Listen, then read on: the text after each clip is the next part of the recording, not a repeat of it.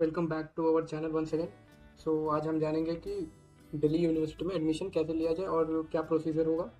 तो आप देख सकते हैं, मेन आप लोग यही देख के हमारे वीडियो पे आए होंगे।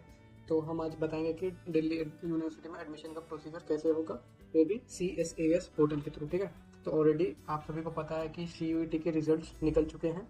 तो आज ये जानते हैं बेसिकली क्या होता है CSAS पोर्टल, क्या है। मतलब जो ये दिल्ली यूनिवर्सिटी का एक कॉमन दिल्ली यूनिवर्सिटी का कॉमन सीट एलोकेशन सिस्टम है। मतलब ये एक पर्सनल वेबसाइट है जो दिल्ली यूनिवर्सिटी का है।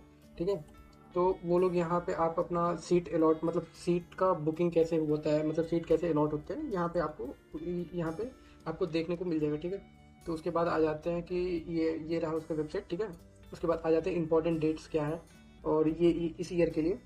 तो इम्पॉर्टेंट डेट्स है कि ऑलरेडी CUET का एग्ज़ाम तो स्टार्ट फिट में ही था, जो हो गया है। और एग्ज़ाम डेट इसका 15 से 31 मई के बीच में था, जो कि हो चुका है। उसके बाद रिजल्ट भी डिक्लेयर हो चुके हैं।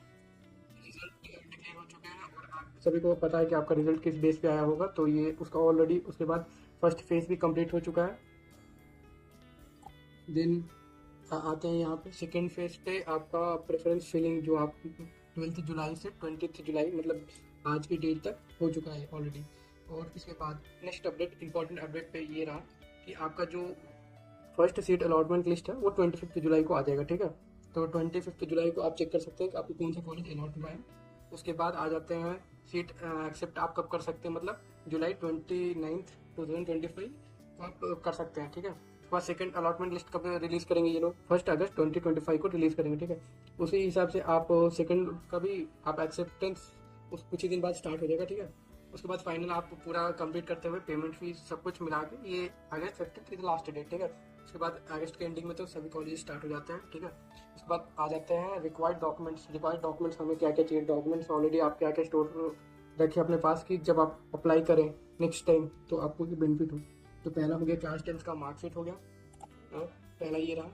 उसके बाद क्लास 12 की मार्कशीट।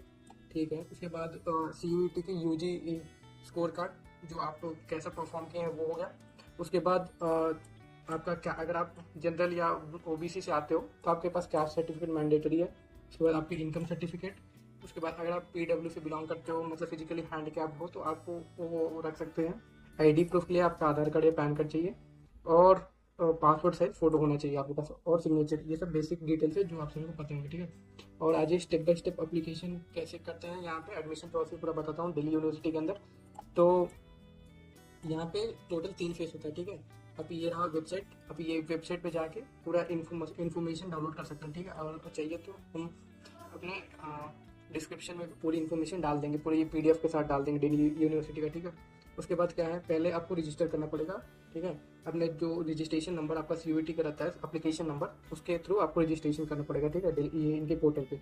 उसके बाद पूरे अपने नॉर्मल डिटेल्स आपको भरने पड़ेंगे, कॉन्टैक्ट डिटेल्स, एकेडमिक, पर्सनल, सब कुछ। उसके बाद डॉक्यूमेंट जो जो पूछा जाएगा वो आपको अपलोड करना पड़ेगा। उसके बाद आपको ये पेमेंट करना होगा, जो कि 250 जनरल और OBC EWS के लिए है, और 100 फॉर SC ST और PWD जो आते हैं स्टूडेंट उनके लिए। ठीक है, आ जाते हैं हम फेज 2 में। फेज 2 में क्या होता है, कॉलेज और प्रेफरेंस सिलेक्शन। आपको दिल्ली यूनिवर्सिटी के अंदर जितने भी कॉलेजेस आते हैं आप सभी को सेलेक्ट करना पड़ेगा, आपके प्रेफरेंस के साथ, मतलब आपके स्कोर कार्ड के अकॉर्डिंग आपको सेलेक्ट करना पड़ेगा। ठीक है, उसके बाद स्टूडेंट लॉगिन एंड और कॉलेज सेलेक्ट करने, जैसे आप कॉलेज सेलेक्ट करते हैं उसमें आपको कौन सी कैटेगरी का मतलब आपको कोर्स चाहिए, आपको वो सेलेक्ट करना पड़ेगा। ठीक है, वो भी ऑप्शन आपको रहता है। ठीक है, उसके बाद उनको सभी को एक ऑर्डर में रख दीजिए, और आप जो लास्ट डेट रहता है उससे आप पहले सबमिट कर दें। ये आप इंपॉर्टेंट ध्यान रखें। ठीक है, उसके बाद ये देखिए यही फेज है। फेज 3 का है, रजिस्ट्रेशन होगा आपका। उसके बाद प्रेफरेंस रहता है, उसके बाद सीट अलॉटमेंट, यही बेसिक सा फंड है। उसके बाद आ जाते हैं फेज 3 में एक्चुअली क्या होता है, मतलब कि सीट अलॉटमेंट राउंड से स्टार्ट होता है। ठीक है, DU जो रहता है रिलीज करता है कि आपके स्कोर के हिसाब से आपको कौन सा कॉलेज मिला है। ठीक है, ये कैसे डिपेंड कर सकता है, मतलब कि आपका परसेंटाइल कैसा है, वैरी आया है, उस पर वैरी करता है। ठीक है, कौन से कॉलेज में आपने कौन सा कोर्स ऑप्ट किया है उस पर वैरी करता है, और आप कौन से कैटेगरी से बिलोंग करते हो उस पर भी वैरी कर सकते हैं ये सब। ठीक है, उसके बाद स्टूडेंट कैन एक्सेप्ट और फ्री अपग्रेड दिस सीट। अगर आपको कोई भी सीट मान लीजिए मिलता है, ठीक है, पहले तो आप उसको फ्रीज कर सकते हो। ठीक है, उसके बाद आपको अपना फाइनल डॉक्यूमेंट्स यहाँ पे सबमिट करना पड़ेगा। ठीक है, उसके बाद फीस आप पे करके आप अपनी सीट को कंफर्म कर सकते हो। Up to 4 to 5 round spot round is needed. आप ये टोटल 3 से 4 राउंड में होता है, और प्लस एक स्पॉट राउंड रहता है लास्ट। ठीक है, तो ये बेसिक से इन्फॉर्मेशन है। उसके बाद आ जाते हैं हम आपका दिल्ली यूनिवर्सिटी के जनरल मतलब एक नॉर्मल ओवरव्यू के लिए आपका कितना परसेंटाइल बना होना चाहिए कि आपको ये सीट ऑप्ट कर सके, ठीक है। तो सबसे पहले SRCC में आपको अगर बीकॉम चाहिए, बीकॉम ऑनर्स चाहिए, तो आपका परसेंटाइल आपका 99.7 से 100 के बीच में अगर आपका रहता है तो आपको मिल सकता है। अगर आप जनरल OBC में आते हो तो आपको ये मिल सकता है, ठीक है। अब वही सेम चीज़ आपको अगर BA ऑनर्स चाहिए तो 99.5 से 99.9 तक वैरी करता है। वैसे ही सेम आप मैंने कुछ मेंशन कर दिया कॉलेज के, आपको बेसिक इन्फॉर्मेशन मिल सके कि बेसिक स्ट्रक्चर कैसा रहता है, फीस का मतलब फीस नहीं सॉरी परसेंटाइल का स्ट्रक्चर कैसा रहता है, आपको कितना स्कोर करना पड़ेगा कि आप DU ऑप्ट कर सकें, उसमें बेस्ट कॉलेज ऑप्ट कर सकें। तो ये रहा परसेंटाइल कट और कोर्स के हिसाब से परसेंटाइल है। और मैंने टोटल परसेंटाइल कट ऑफ और सबका लिस्ट मैंने ऑलरेडी डिस्क्रिप्शन में डाल दिया, तो आप वहाँ पे चेक कर सकते हैं आपके कट ऑफ के हिसाब से, मतलब आपके परसेंटाइल के हिसाब से आपको कौन सा कॉलेज ऑप्ट हो रहा है। तो आज बेसिक ये देखते हैं कहाँ पे अप्लाई करना चाहिए हमें, ठीक है। तो अप्लीकेशन के लिए हम यहाँ पे जा सकते हैं DU के पोर्टल पे, CSAS के पोर्टल पे, ये रही ऑफिशियल लिंक जो मैंने डिस्क्रिप्शन में डाल दिया, ठीक है। उसके बाद आप DU के ऑफिशियल वेबसाइट पे जाके ब्राउज कर सकते हैं, नहीं तो आप CUET के NTA के पोर्टल पे भी जाके वहाँ से भी आप सिलेक्ट कर सकते हैं, नहीं तो NTA मेन के वेबसाइट के थ्रू भी आपको DU में सीट मिलती है। जैसे ये मेन कहाँ पे आता है, जो लोग बीटेक करना चाहते हैं DU से, तो उनके लिए मेंस के बेसिस पे भी मिलता है DU में एडमिशन।